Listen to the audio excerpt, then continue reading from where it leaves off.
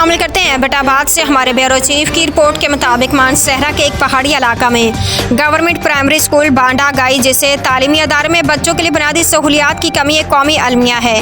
یہ بچے واقعی پاکستان کے شہری ہیں اور ان کا تعلیم حاصل کرنا نہ صرف ان کا بنیادی حق ہے بلکہ ہمارے معاشرے کی ذمہ داری بھی ہے۔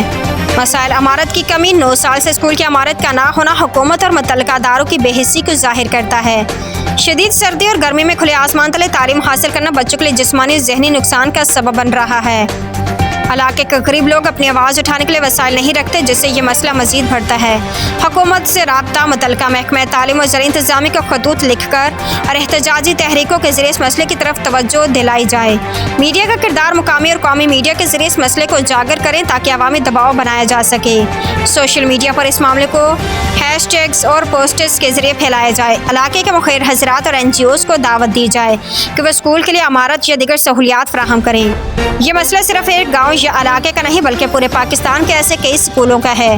اگر ہم سب مل کر آواز بلند کریں تو یقیناً ان بچوں کے لیے بہتر تعلیمی سہولیات فراہم کی جا سکتی ہے۔ حق اور انصاف کے لیے آپ کی جدوجہد قابل تعریف اور اسے جاری رکھنا بہت ضروری ہے۔